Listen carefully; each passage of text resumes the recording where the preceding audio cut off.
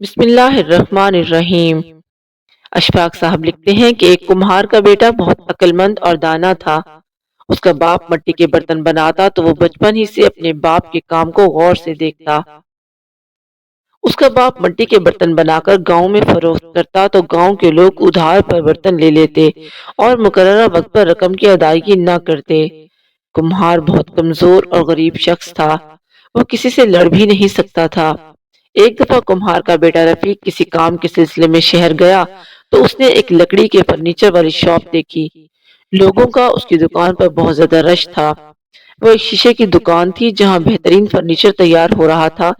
کمہار نے دل میں سوچا کہ ایک عرصہ ہوا میرے والد کو گاؤں میں مٹی کے برتن بناتے ہوئے، مگر کبھی منافع تک نہیں ہوا۔ لوگ رقم کی پوری ادائیگی بھی نہیں کرتے۔ اگر گاؤں کی بجائے شہر میں دکان بنائی جائے تو کافی منافع کمایا جا سکتا ہے۔ اس نے شہر میں کرائے پر ایک دکان لی۔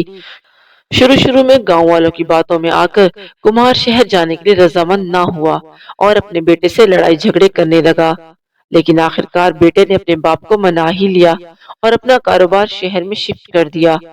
اس پر انہیں بہت زیادہ مخالفت کا سامنا کرنا پڑا، مگر پھر رفیق نے اپنے باپ کو سمجھایا کہ یہ وہی لوگ ہیں جنہوں نے آپ کا قرض واپس نہ کیا، یہ کب چاہیں گے کہ ان کو مفت کے برتن نہ ملیں۔ کمہار اپنے بیٹے کی بات سمجھ چکا تھا اور اب بیٹے کا ساتھ دیا اور کاروبار شہر شفٹ کرنے کے بعد بہت زیادہ محنت شروع کر دی۔ رفیق نے اپنے دماغ سے کام لیا اور شہر کے لوگوں کے رہن سہن پر غور کیا۔ اس نے مٹی کے بہترین نمونے تیار کیے جو گھر کی آرائش میں استعمال ہوتے تھے۔ دیکھتے ہی دیکھتے وہ کافی نفع کمانے لگا اور کچھ ہی عرصہ بعد اس کا شمار گاؤں کے امیر ترین لوگوں میں ہونے لگا۔ وہ مٹی کے برتنوں کے علاوہ مٹی کے کھلونے اور آرائش کا سامان ایسی مہارت سے تیار کرتا کہ دیکھنے والا دنگ رہ جاتا۔ رفیق کمہار نے اپنی محنت کی کمائی سے گاؤں میں ایک بہت بڑا گھر تعمیر کروایا۔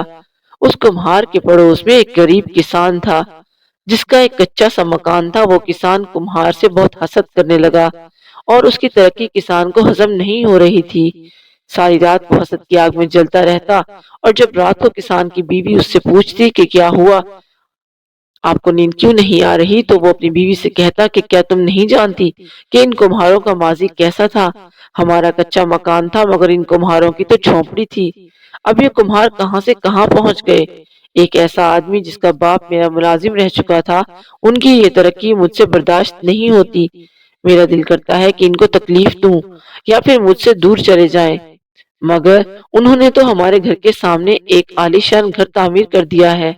بیوی نے کسان کو سمجھانے کی کوشش کی تو اس نے بیوی کو ایک تھپڑ رسید کرتے ہوئے کہا کہ اپنی زبان بند رکھو اور اگر میرے گھر میں رہنا ہے تو جیسا میں کہوں ویسا ہی کرنا۔ وہ دیہاتی کمہار کو مختلف طریقوں سے ستانے لگا۔ کبھی چپکے سے اس کے گھر میں کوڑا پھینک دیتا، کبھی گھر کے گیٹ کے سامنے کانٹے بچھا دیتا۔ ایک دن اس نے حد ہی کر دی۔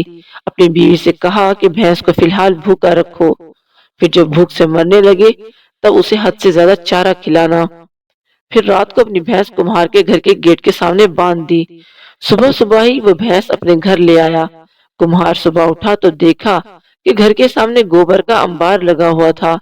اسے معلوم تھا کہ یہ حرکت کسان نے ہی کی ہے، مگر وہ خاموش رہا اور اسے کچھ نہ کہا۔ خاموشی سے گھر کے سامنے صفائی کرنے لگا۔ کسان نے جب دیکھا کہ کمہار کی طرف سے کوئی رد عمل سامنے نہ آیا تو اس نے مزید تنگ کرنا شروع کر دیا۔ اس کے گھر میں گندے انڈے پھینکے اور گیٹ کے سامنے خاردار جھاڑیاں رکھ دی۔ کمہار صبح خاموشی سے شہر میں اپنی دکان پر چلا گیا اور جب واپس آیا کسان اور اس کی بیوی بچوں کے لیے بہت سارے پھل فروٹ لے آیا۔ اس کے علاوہ بچوں کے لیے سلے سلائے کپڑے اور جوتے بھی لے آیا۔ شام کو کمہار نے کسان کے دروازے پر دستک دی تو کسان نے سمجھا کہ آج تو کمہار مجھ سے لڑنے آیا ہے، مگر کسان کی حیرت کی انتہا نہ رہی جب اس نے کمہار کو پھل فروٹ اور باقی سامان کے ساتھ دروازے پر دیکھا۔ کمہار نے کہا، یہ پھل اور فروٹ تمہارے لیے ہیں اور یہ کپڑے اور جوتے بچوں کے لیے لے آیا ہوں۔ کسان نے حیرت سے کہا، یہ جانتے ہوئے بھی کہ میں نے تجھے اذیت دینے میں کوئی کسر نہیں چھوڑی، تم یہ سب ہمارے لیے لے آئے ہو؟ کمہار نے کہا، تم نے مجھے وہ کچھ دیا جو تمہارے پاس تھا، جو نفرت تمہارے دل میں موجود تھی، مگر میں تجھے وہ دے رہا ہوں جو میرے پاس ہے۔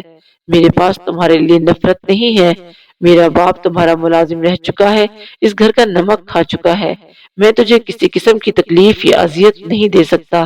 اگر آج سے تم بھی حسد کرنے کی بجائے محنت سے کام کرنا شروع کر دو تو وہ کسی کی محنت ضائع نہیں کرتا۔ تم میرے بڑے بھائی ہو، اگر کسی قسم کی مدد کی ضرورت ہو تو تمہارا یہ بھائی حاضر ہے۔ کسان کمہار کے یہ الفاظ سن کر بہت شرمندہ ہوا اور اپنے کیے گئے برے سلوک کی معافی مانگ لی۔ حسد ایک آگ ہے۔ اشفاق صاحب فرماتے ہیں حسد کرنے والے کی سب سے بڑی سزا یہی ہوتی ہے کہ وہ اسی آگ میں جلتا رہتا ہے اور اس کے دل کو کبھی سکون نصیب نہیں ہوتا۔ محنتی اللہ تعالیٰ کا دوست ہوتا ہے۔ اگر انسان کسی بھی کاروبار کو خلوص نیت سے شروع کرے اور رزق حلال کمانے کے لیے تگ و دو کرے تو اللہ تعالیٰ اس کے کاروبار اور رزق میں برکت عطا فرماتا ہے۔ حسد کرنے سے کسی کا نقصان نہیں ہوتا سوائے اس کے جو حسد کر رہا ہے۔ کیا فائدہ انسان اپنا قیمتی ٹائم بھی ضائع کرے اور ذہنی تقویت بھی ضائع کرے؟ کیا یہ شخص نہیں جانتا کہ اس انسان کو دینے والی خدا کی ذات ہے؟ اگر یہ محنت کرے گا یا خدا سے مانگے گا تو وہ اس کو کیوں نہیں دے گا؟ کیا یہ اس کا بندہ نہیں؟ اگر آپ کو ہماری ویڈیو پسند آئی تو ویڈیو کو لائک کریں، شیئر کریں اور ہمارے چینل کو سبسکرائب کریں۔ شکریہ۔